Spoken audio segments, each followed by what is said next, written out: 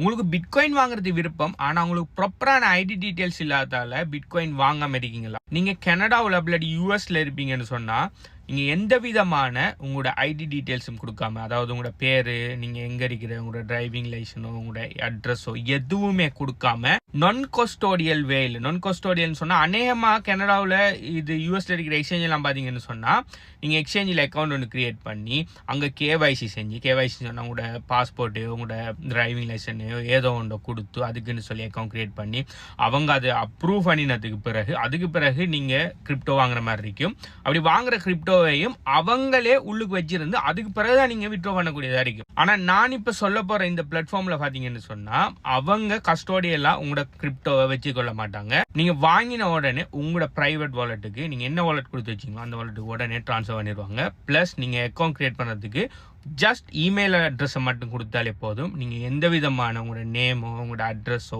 ஐடியோ எதுவுமே கொடுக்க தேவையில்லை. இப்படியெல்லாம் கிரிப்டோ கரன்சி வாங்க இயலாதே, நீங்கள் கிரிப்டோ கரன்சி வாங்கணும்னு சொன்னால் உங்களோட ஐடியெல்லாம் கொடுத்து தானே நீங்கள் வாங்கலாம்னு சொல்லி நீங்கள் யோசிச்சுட்டு இருப்பீங்கன்னு சொன்னால் எஸ், அநேகமான டைமில் அப்படி தான். ஆனால் இன்னும் நான் அந்த வீடியோ செஞ்சுட்டு இருக்கிற டைமில் ஒரு பிளாட்ஃபார்மில் எந்த விதமான ஐடிஸும் பே பண்ணாமல் நான் கஸ்டோடியல் வேயில் கிரிப்டோவை முக்கியமாக பிட்காயின் வாங்குறதுக்கு ஹெல்ப் பண்ணிட்டு இருக்காங்க. இந்த பிளாட்ஃபார்மில் பார்த்தீங்கன்னு சொன்னால் 2 அக்கௌண்ட் இருக்குது. ஒன்று லைட் அக்கௌண்ட், ஒன்று 100% ஃபுல் அக்கௌண்ட் உண்டு. நீங்கள் லைட் அக்கௌண்ட் கிரியேட் பண்ணுறதுக்கு நீங்கள் உங்களோட இமெயில் அட்ரஸை மட்டும் கொடுத்து கிரியேட் பண்ணினா போதும். அதில் நீங்கள் எந்த விதமான ஐடிஸுமே கிரியேட் பண்ண தேவையில்லை.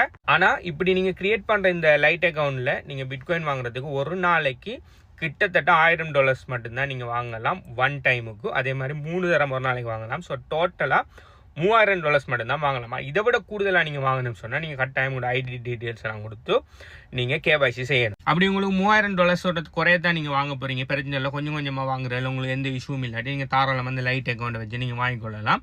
ஸோ இவங்க எப்படி இதை வாங்க அலோவ் பண்ணுறாங்கன்னு சொன்னால் இவங்களுக்குன்னு சொல்லி ஒரு ஏடிஎம் நெட்வொர்க் இருக்குது. இவங்களோட ஏடிஎம் நெட்வொர்க் பார்த்தீங்கன்னு சொன்னால் கனடாவில் எல்லாவோட அநேகமானோட தெரியுது. எங்களோட வெப்சைட்லேயே நீங்கள் போய் அவங்களோட ஏடிஎம் சர்ச் பண்ணிங்கன்னு சொன்னால் பக்கத்தில் இருக்கும். எனக்கு பார்த்தீங்கன்னு சொன்னால் ஜஸ்ட் 1 கிலோமீட்டர்லேயே அவங்களோட ஏடிஎம் காட்டுது நான் இருக்கிற இடத்துல இருந்து. ஸோ நீங்கள் வாங்குறதுக்கு நீங்கள் எவ்வளோ வாங்க போகிறீங்களோ அந்த அமௌண்ட்டை கிளிக் பண்ணிங்கன்னு சொன்னால் உங்களுக்கு கேஷ் வவுச்சர் ஒன்று கிரியேட் பண்ணி ஒரு கியூஆர் கோடை ஒன்று தருவாங்க.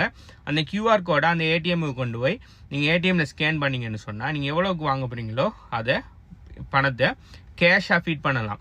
ஒன் டைமுக்கு $995 வரைக்கும் நீங்கள் கேஷாக ஃபீட் பண்ணினீங்கன்னு சொன்னால் உங்களுக்கு 24 ஹவருக்குள்ளே பிட்காயினை வாங்கி அவங்களோட பிளாட்ஃபார்மில் வர மாட்டேங்கி அந்த எவ்வளவு பெருமதிக்கு நீங்கள் கேஷ் ஃபீட் பண்ணுறீங்களோ அந்த பெருமதிக்குரிய பிட்காயினை உங்களோட ப்ரைவேட் வாலெட்டுக்கு அனுப்புவாங்க. இதுக்கு ஃபீஸாக பார்த்தீங்கன்னு சொன்னால் ஜஸ்ட் 3% எடுக்காங்க. அதாவது நீங்கள் $1000 நீங்கள் பிட்காயின் வாங்குவீங்கன்னு சொன்னால் ஜஸ்ட் $30 அப்படி தான் உங்களுக்கு ஃபீஸாக போகும். இதே இது நீங்கள் சென்ட்ரலைஸ் எக்ஸ்சேஞ்சில் இந்த கேவைசி எல்லாம் செஞ்சு வாங்கக்குள்ள மேபி உங்களுக்கு 1% 2% ஃபீஸ் எடுத்தாலும் அநேகமான சென்ட்ரலைஸ் எக்ஸ்சேஞ்சில் இருக்கிற பிரச்சனைன்னு சொன்னால் உங்களோட எல்லா கேவைசி டீட்டெயில்ஸையும் கொடுக்கணும். நீங்கள் ப்ரைவேட்டாக எதுவுமே வாங்க முடியாது. ரெண்டாவது, அப்படி நீங்கள் கேவைசி டீட்டெயில்ஸை கொடுத்தாலும் அவங்க அதை அப்ரூவ் பண்ணுவாங்களா இல்லையாங்கிறது அடுத்த பிரச்சனை. அப்படி அப்ரூவ் பண்ணினாலும் நீங்கள் வாங்குற கிரிப்டோவை அவங்களோட பிளாட்ஃபார்மில் வச்சுருப்பாங்க. அதுக்கு பிறகு தான் நீங்கள் போய் விட்ரோ பண்ணக்கூடியதாக இருக்கும். அப்படி நீங்கள் வாங்குற கிரிப்டோவை அவங்களோட பிளாட்ஃபார்மில் இருக்கக்குள்ள அவங்க நாளைக்கு பிஸ்னஸை விட்டு வெளியில் போனாங்கன்னு சொன்னால் பெரிய தலையடி. உங்கள் கிரிப்டோ நீங்கள் லாஸ் பண்ணுறது நிறைய சான்ஸ் இருக்கு. ஆனால் இது பார்த்தீங்கன்னு சொன்னால் நான் சொன்ன மெத்தட் பார்த்தீங்கன்னு சொன்னால் 100% நான் கஸ்டோடியல் வே. நீங்கள் வாங்கி உங்களோட வாலெட்டு தான் அனுப்புவாங்க, அவங்களோட வாலெட்டில் வச்சிருக்க மாட்டாங்க. ப்ளஸ் நீங்கள் கேவைசி டீட்டெயில்ஸ் எல்லாம் கொடுக்கணும்னு சொல்லி எந்த அவசியம் இல்லை. ஆனால் பெரிய அமௌண்ட் வாங்குறேன்னு சொன்னால் நீங்கள் கேவைசி டீட்டெயில்ஸ் கொடுக்க போறீங்கன்னு சொன்னால் தாராளமாக கொடுக்கலாம். அது மட்டும் இல்லாமல் இவங்களோட பிளாட்ஃபார்மில் நீங்கள் கேவைசி எல்லாம் செஞ்சு வச்சிருப்பீங்கன்னு சொன்னால் நீங்கள் உங்களோட கிரெடிட் கார்டுகளாக இருக்கட்டும், இல்லாட்டி என்னென்ன ரெண்டாக இருக்கட்டும், என்னென்ன அநேகமான பேங்க் பேமெண்ட்ஸாக இருக்கட்டும், கார் பேமெண்ட்ஸாக இருக்கட்டும், எல்லா பேமெண்ட்டையுமே நீங்கள் எங்களோட பிளாட்ஃபார்ம் மூலம் பிட்காயினில் பே பண்ணலாம்.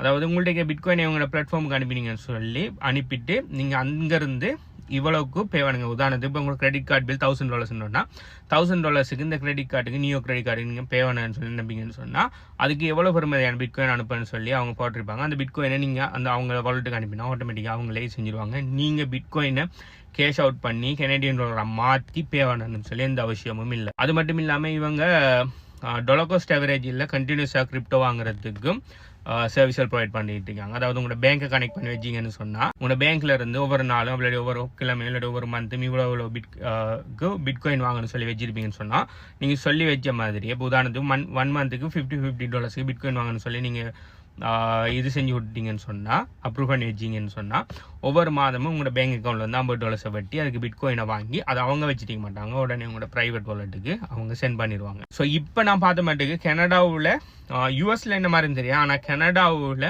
பிட்காயின் வாங்குற விற்கிற ப்ளஸ் பிட்காயின் ரிலேட்டடான சர்வீஸ் வேலை செய்கிறதுக்கு ஒரு பெஸ்ட்டான பிளாட்ஃபார்ம் அந்த பிளாட்ஃபார்ம் இருக்குது. இந்த பிளாட்ஃபார்ம் என்ன, இதில் எப்படி ஜாயின் பண்ணுற, இதில் இந்த பிளாட்ஃபார்மில் ஜாயின் பண்ணவங்களே எப்படி 500 பாயிண்ட்ஸ் உங்களுக்கு ஃப்ரீயாக எடுக்கிற, ப்ளஸ் இந்த பிளாட்ஃபார்மோட ஃபுல் இன்டெப்த் டெமோவை பார்த்தீங்கன்னு சொன்னால் HBU கம்யூனிட்டியில் 100% ஃப்ரீயாக டீச் பண்ணியிருக்கிறேன். நீங்கள் ஆல்ரெடி HBU கம்யூனிட்டியில் இருப்பீங்கன்னு சொன்னால் நான் கடைசியாக போட்ட வீடியோ அதை பற்றினது தான், போய் பார்த்துக்கொள்ளுங்க.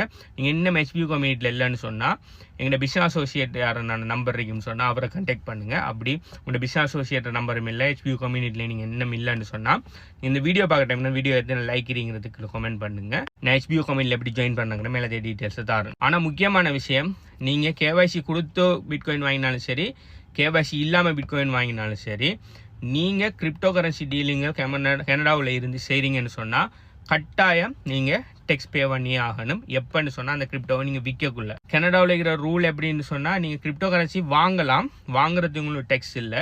நீங்கள் வாங்கி எவ்வளோ காலம் வச்சிருக்கலாம், அதுக்கும் டெக்ஸ் இல்லை. நான் வாங்கி வச்சிருந்த கிரிப்டோவை நீங்கள் வித்து ப்ராஃபிட் எடுப்பீங்கன்னு சொன்னால், நீங்கள் எவ்வளோ ப்ராஃபிட் எடுப்பீங்களோ அந்த ப்ராஃபிட்டில் 50%க்கு கனடாவோட டெக்ஸ் பே பண்ணீங்க. அது எவ்வளோ ஏர்ன் பண்ணுறீங்கிற பொறுத்து டெக்ஸ் ரேட்டில் மாறுபடும். நீங்கள் அதுக்கு ப்ராப்பரான டெக்ஸ் கன்சல்டனோட அணுகி அது சம்மந்தமான மேலே டீட்டெயில்ஸை பெற்றுக்கொள்ளுங்க. ஆனால் நீங்கள் KYC கொடுத்து வாங்கினாலும் சரி, கொடுக்காம வாங்கினாலும் சரி, கட்டாயம் நீங்கள் டெக்ஸ் பே பண்ணக்குள்ளே நீங்கள் எவ்வளோக்கு கிரிப்டோ டீலிங் செஞ்சீங்களோ கனடாவில் இருந்து அதை நீங்கள் கட்டாயம் இதுக்கு CRAக்கு சொல்லி ஆகணும். ஓகே, நான் KYC இல்லாமல் வாங்குறது எதுக்காக ரெக்கமெண்ட் பண்ணினேன்னு சொன்னால், செலாக்களுக்கு அவங்களோட கிரிப்டோவை வேறு அந்த சென்ட்ரலைஸ் பிளாட்ஃபார்மில் ஐடியை கிரியேட் பண்ணி அவங்களோட டீட்டெயில்ஸை கொடுத்து வாங்குறது பிடிக்காம இருக்கும்.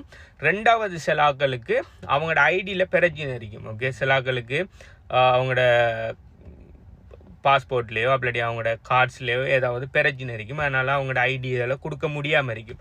ஸோ அப்படியான ஆட்களுக்கு ஈஸியான மெத்தட்டுக்காக தான் சொன்னேனே தவிர, நீங்கள் டெக்ஸில் இருந்து தப்பிக்கலாங்கிறதுக்காக இந்த மெத்தட்டை பாவிக்காங்கன்னா, நீங்கள் எப்படி பிட்காயினுங்கிறது அனானமஸான ஒரு விஷயம் உண்டு, இல்லை சுடோனமஸான ஒரு விஷயம் உண்டு. ஸோ உங்களோட வாலெட்டாக மாறி மாறி செஞ்சு உங்களை எப்பயுமே ட்ரெக் பண்ணிக்கொள்ளலாம். ஸோ எப்பயுமே நினைக்காதீங்க நீங்கள் பிட்காயினில் நீங்கள் சென்ட்ரலைஸ் எக்ஸ்சேஞ்சுகளுக்குள்ளே கொண்டு போகாமல் நீங்கள் டீசென்ட்ரலைஸ் எல்லாமே செஞ்சால் உங்களை கவர்மெண்ட்டாலேயோ இந்த CRAலேயோ ட்ரெக் பண்ண முடியாதுன்னு சொல்லி நினைக்காதீங்க. கட்டாயம் அவங்களால ட்ரெக் பண்ண முடியும். அவங்க நினைச்சாங்கன்னு சொன்னால் ட்ரெக் பண்ணலாம். ஸோ எவ்வளோக்கு நீங்கள் கிரிப்டோ வாங்குறீங்க, அதை எங்கெங்கெல்லாம் ஹோல்ட் பண்ணுறீங்க, அதை எவ்வளோக்கு விற்கிங்க, அதில் உங்களுக்கு ப்ராஃபிட் வருதா லாஸ்ட் வருதாங்க எல்லா விஷயத்தையும் ப்ராப்பராக கணக்கு வச்சுக்கொள்ளுங்க. நீங்கள் கடைசியாக டெக்ஸ்ட் ஃபைல் பண்ணக்குள்ள அதெல்லாம் டீட்டெயில்ஸ் எல்லாத்தையுமே நீங்கள் கொடுக்கணும். இதை பற்றி நீங்கள் என்ன நினைக்கிங்க? நான் சொல்கிற பிளாட்ஃபார்ம் வீடியோவை நீங்கள் ஆல்ரெடி பார்த்துருப்பீங்கன்னு சொன்னால், நான் நேற்று நைட் அப்லோட் பண்ணியிருந்தேன்.